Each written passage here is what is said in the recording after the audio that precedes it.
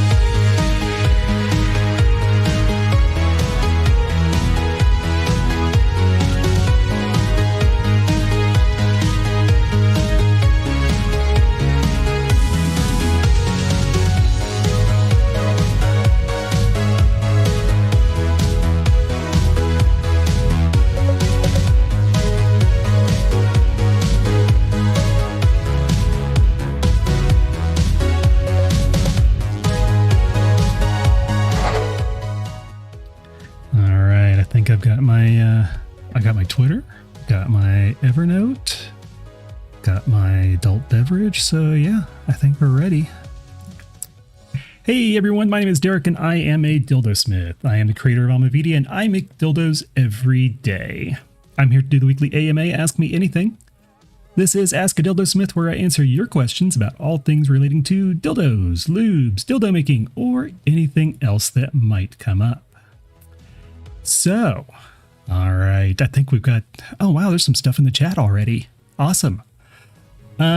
So I felt really bad about the session with Linda from Paladin Pleasure Sculptors, and I wanted to give Linda a chance at a redo because there were just so many problems, and I didn't think that she got the attention that she really deserved. So without further ado, I'm going to bring Linda in. There's a Linda. Hi, everyone. Hey. How are you doing tonight? I'm great. Good to be here. Good to see everyone. Good. How's Billy, the dog? He had a lot of treats. I think he ate like half a chicken, so we had to ride the windows down. But he's great. Oh my God, that's awesome. So I really appreciate you coming back and doing another session with me. I think I've got all the gremlins figured out. Okay. But definitely if there are any problems, anything pops up, just shout out into the chat and George will let me know and maybe we can fix something there. By the way, we do have George running the chat. She's also running the Twitter and the Twitch and all of the stuff that's not on camera. So that's pretty freaking awesome. So my thought was that we could do kind of a deep dive into, kind of the process of going from concept to a product on the shelf. Because I think there are a lot of things in there that could be really interesting, and we could kind of go back and forth on a little bit about how we do it differently, because everybody's got their own process. So let's start with concept. Where do you draw your concepts from, and how do you work with them?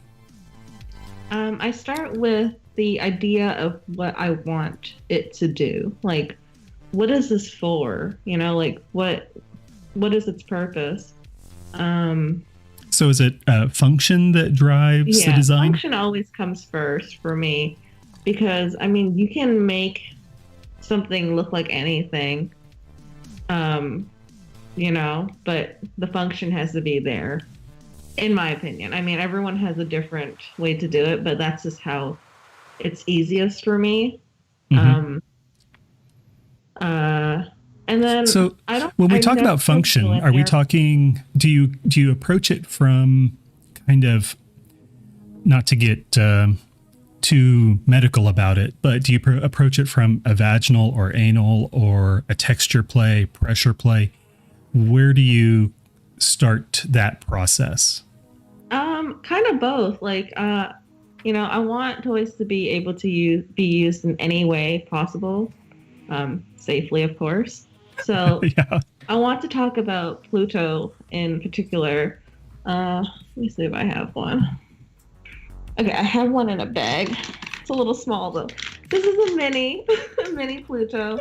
Oh, Um, you can see that it has like a curve here.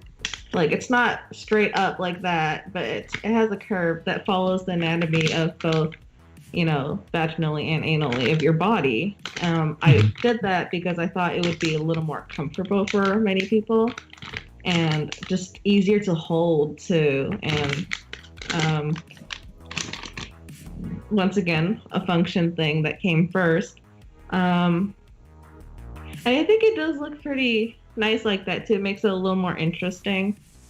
yeah. I was actually trying to pull up an image on your website, but I don't see anything for the Pluto yet.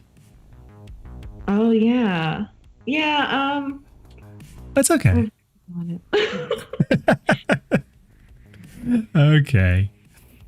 So, we come at this from a certain understanding of anatomy and, kind of, like you said, the function that we want.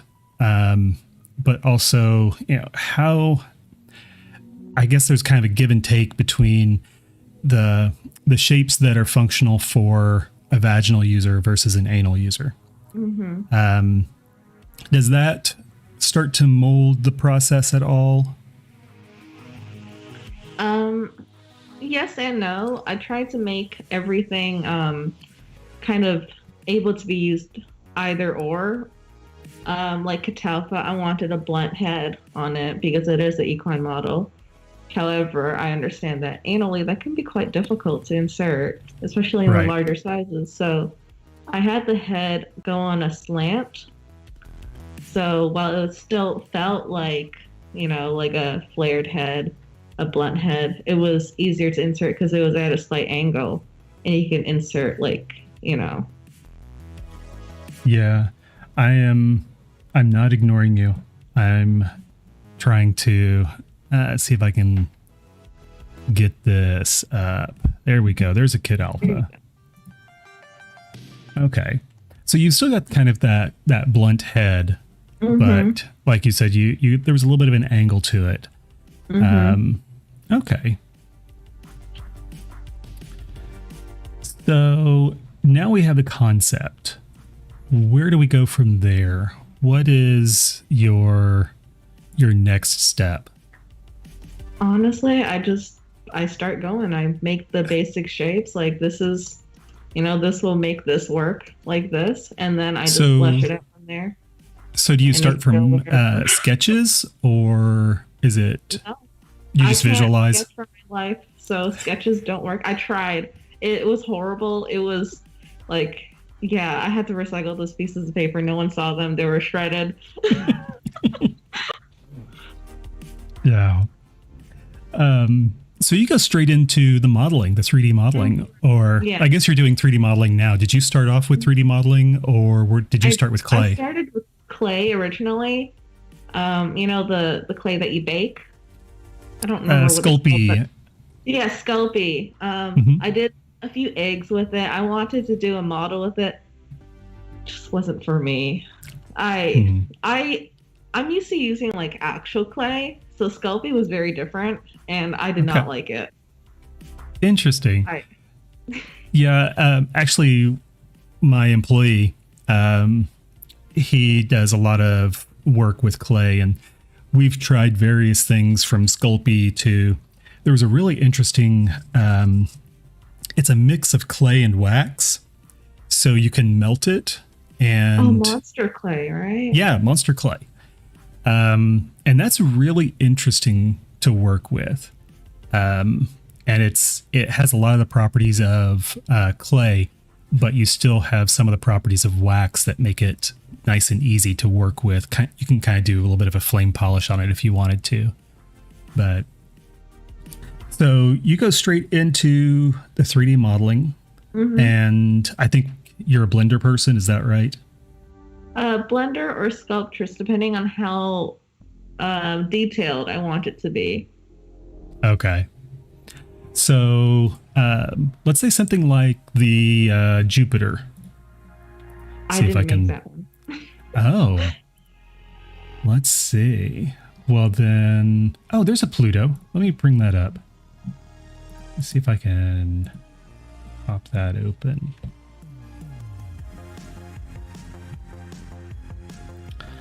There's the Pluto. Mm-hmm. You can see So, the slant a little better in that picture than the little mini I was showing. mm-hmm. Gotcha. All right. So, um, so you're using Sculptris or Blender, and I think we talked a little bit about ZBrush and like for me, if I'm going to go organic, then I'm going with ZBrush, and if I'm going for something that's a little bit more structured, then I'm going with Fusion 360. Okay.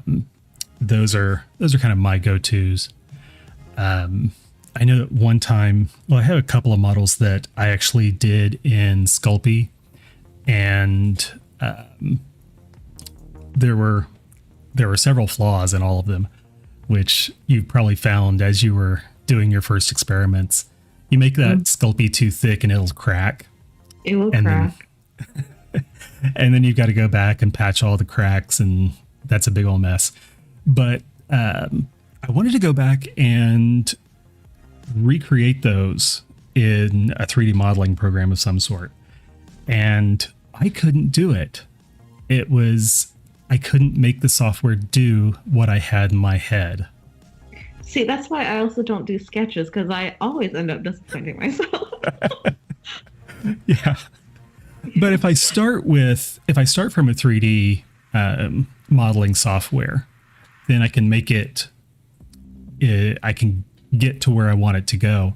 But for some reason, when I've got something in front of me and I'm trying to recreate it, I think there's a little bit of a perfectionist streak in me that causes a problem there.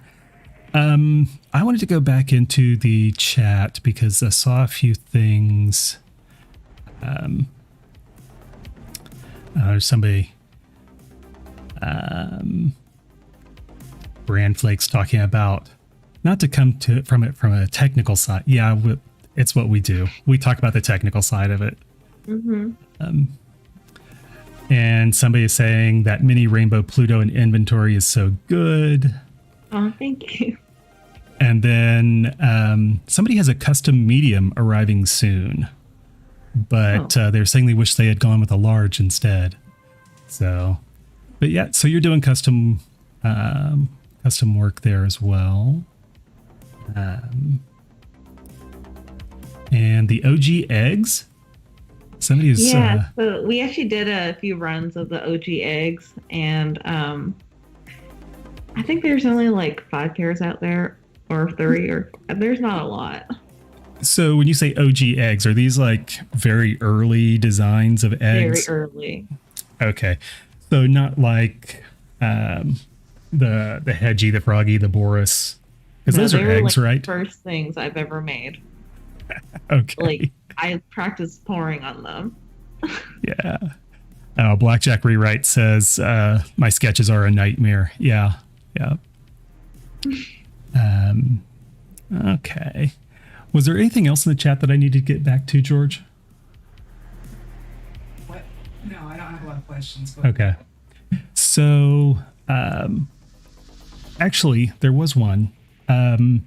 Somebody was asking about the differences between Sculptris, Blender, ZBrush, and I'll throw Fusion 360 in there. For you, what are the differences between Sculptris and Blender? Sculptris, like you go in and you have a circle, a blob, and you just do whatever you want with it. And I find it works a little more organically than Blender does. Like it does exactly what you want it to do. However, it's not as complex. So it's great for like mono shape items, items that are not super complex.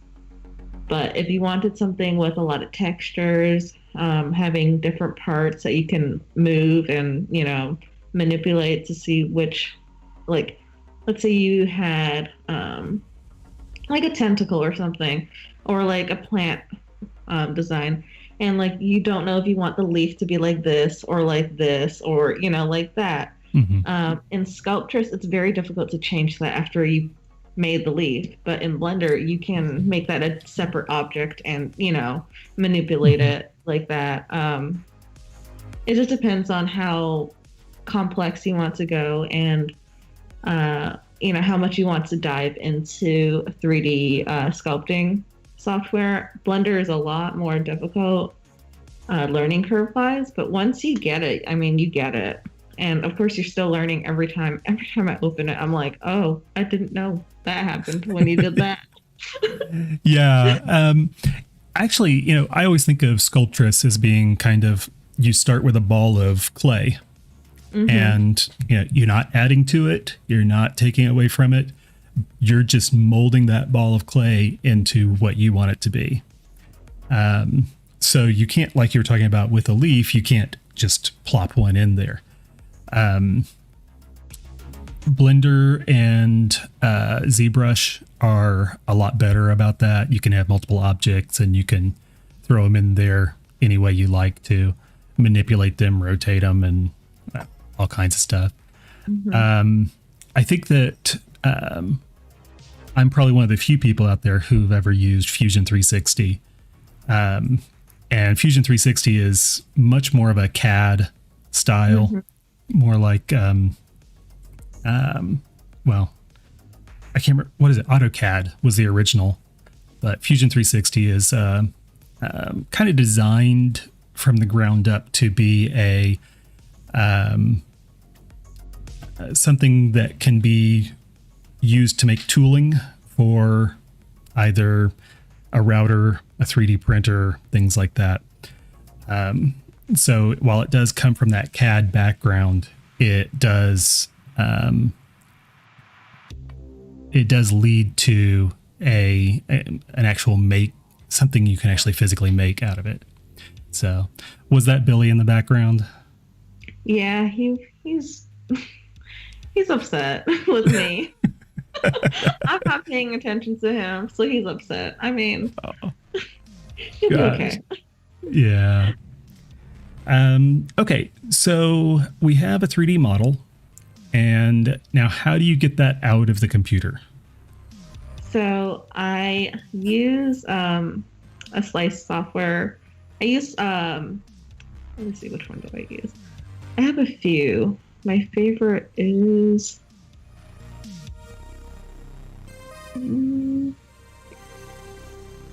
there's Cheetubox. Pardon? There's one's called Cheetubox. I've not heard of that one. I like the Prusa one. It's once you get the settings right on it, your prints always come out. Very little post-processing. Yeah, Prusa does a really good job with their software. The Cheetubox is it works better with resin printers. So if you're using a resin printer, Cheetubox is a great option. Prusa, I actually never bought anything but a Prusa. So, I think I was a little bit spoiled at how nice the software is and how easy it is to actually get a working print out of something like that. Unfortunately, for some of our sizes, we weren't able to go with the Prusa 3D printer. It's just like printing XL Kataf on that would just be impossible. Oh, yeah, I know it. So, actually, I kind of got ahead of myself there. When you're doing your 3D modeling, do you do multiple versions of something? And then... Yeah. So I have let's say Pluto, I had final 1 through 15. And I would just print little tiny versions of each one just to see, because looking at it through the computer screen and rotating it is not the same as actually holding it in your hand and looking at the properties of each individual one and seeing, okay, how does this Does this meet my criteria? How easy is this to mold? How easy would this be to use? Is this a viable piece? Mm-hmm. Okay, so you actually do. Trying to think of a way of putting it. Some prototype of your prototypes. Mm-hmm. I mean, it saves a lot of trouble because sometimes you're like, oh my God, I don't like this. Then you have to go all the way back. Yeah. Because that's happened before too. All right. So now we have at least a few prototypes in hand. And so where do you go from there? How do you make those choices about which one is the winner? Well, I have a very diverse friend group of people who also love fantasy dildos. So I tend to go to them with the first set of questions, like, hey, like, what are you looking for in a toy like this? Like, what design would work best for you? And then I listen to their feedback on why it wouldn't work for them. And then I also ask myself because, like, I want to use my stuff too. Right. I'm not making it just for you guys. I'm kidding. But, like a lot of feedback because I do want it to work for a broader audience than a niche audience, because I think that's important that something works for a lot of people. Mm-hmm. Because I know it's really difficult to find something that works for your body, because I've been there. It's really frustrating to buy like 20 things and only like 2 or 3 work, if that. Right. Yeah. So when you're working with we'll just call them a testing group. When you're working with your testing group, how do you, I don't want to be too leading with the question, but how do you deal with people who have a different vision of that item versus what your intention was? It's definitely really beneficial to hear their opinion. Like, I feel like that's when their opinion is even more important than mine, because it offers a new perspective that I maybe didn't think of. And it leads to an opportunity to either improve upon or to, go like slightly to a different concept for another toy or something if I cannot add, that to that particular model. Mm-hmm. Have you ever just ignored everybody else's comments and made the toy that you want? No, I can't do that. Like my personality will not allow that. Yeah, sometimes I have to. Easier, wouldn't it? Yeah, I mean, I have to say, I mean, I come at it from a thought process that, if all I can think of is there was a Henry Ford quote that if you'd asked people what they wanted, they would have said a faster horse. They never would have had the idea of a car. Mm-hmm. And so, sometimes there are times where I hear the feedback and I'm like, that's not what I was going for here. So there have been a few times where I've just put my foot down and said, no, I'm not going to change that. And that has driven George crazy a few times. Did you say no to George? Every once in a while.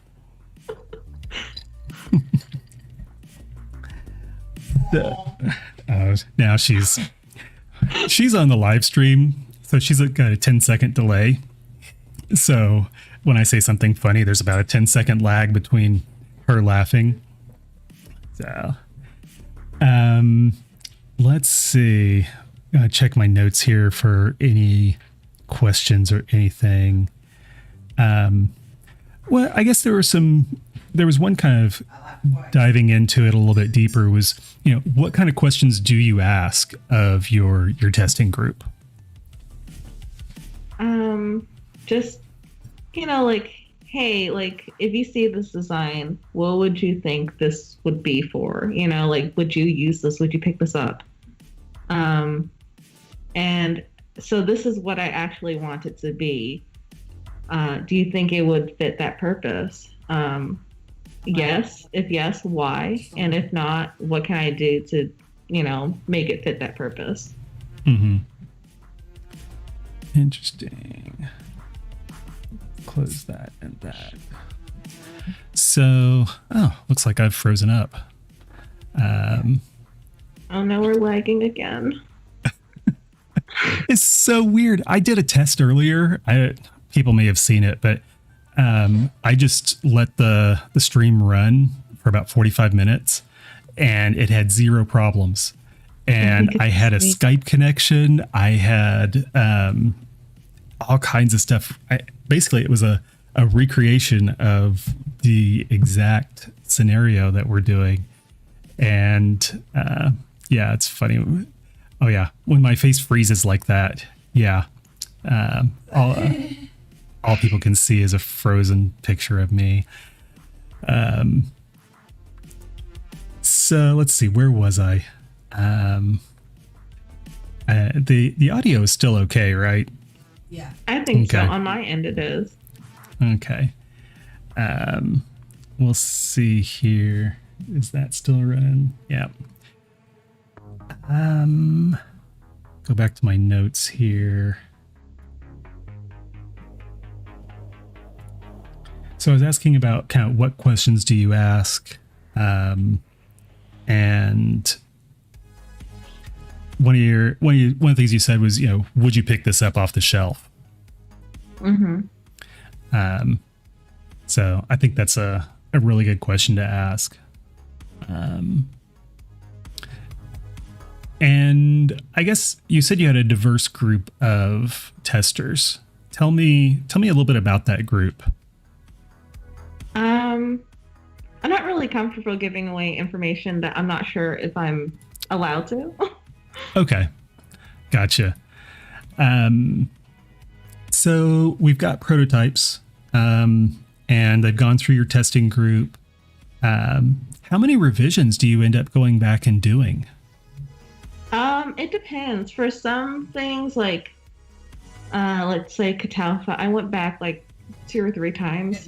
But for Snark and Orin, I think I went back like at least 30 times. Like, it took a good 2 weeks from concept to, okay, I'm kind of satisfied with this.